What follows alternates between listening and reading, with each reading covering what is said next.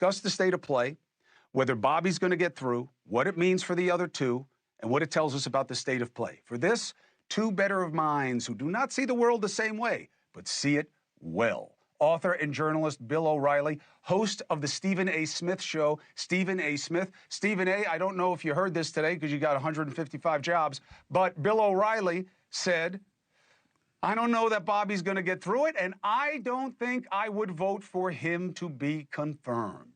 Bill O'Reilly, do I have it right? And if so, why?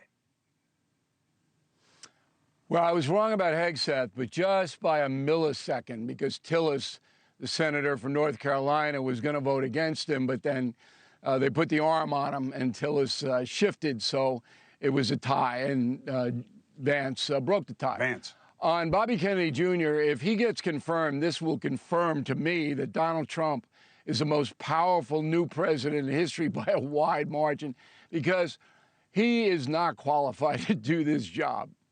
And I agree with Kennedy on the nutrition aspect. In fact, if I were the president, I would just appoint him to be Minister of Nutrition, Nutrition Czar, because he's absolutely right. The food is killing this country and leading to medical problems, particularly for elderly people, that are bankrupting us. Kennedy's right on it. But he's a conspiracy guy. He believes what he wants to believe. I know him a little bit. I called him about his father's assassination. He's convinced Saran didn't do it. There are 6 eyewitnesses. It's just ridiculous. But that's what Bobby wants to believe. Lupus, on and on and on and on. So I'm an old school guy.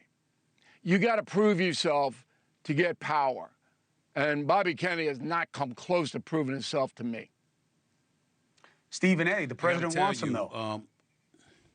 Yeah, the president wants him, and I got to tell you, I think Bill is right. If President Trump pulls this off and RFK Jr. gets confirmed, he can make an argument that he's the most powerful president we've seen, arguably, in our lifetime. Because when you look at him up on Capitol Hill, I'm talking about RFK Jr. here, you certainly side with him when it comes to the issues of processed foods. I think that even though he was an anti-vaccine guy, we've seen a plethora of individuals come out in the open and acknowledge that they were anti-vaccine individuals. So it's not that far gone, as at least the way that it once was.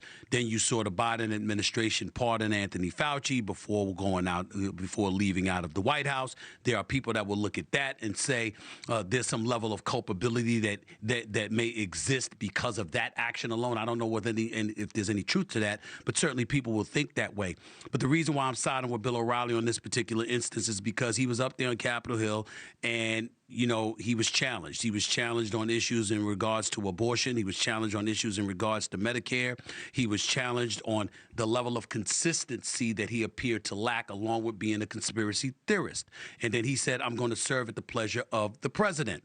Well, that's nice for Republicans to co-sign on. They certainly would. But keep in mind, this is a man that is perceived as being a Democrat.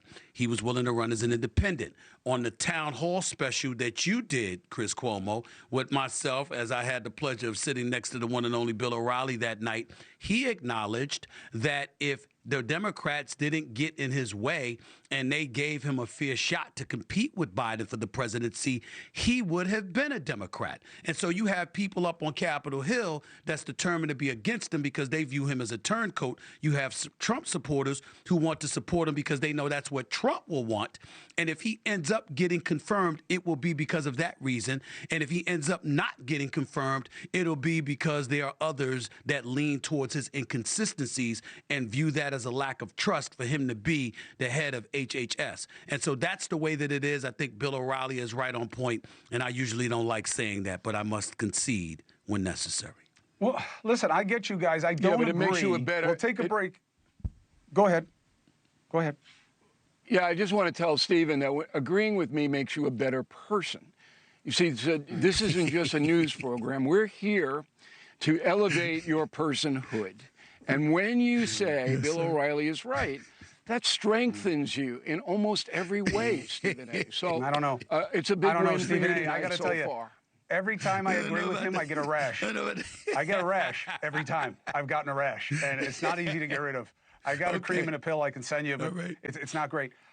Hey, thanks for watching. Go to joinnn.com to find NewsNation on your screen. And don't forget, click the red subscribe button below to get more of NewsNation's fact-driven, unbiased coverage.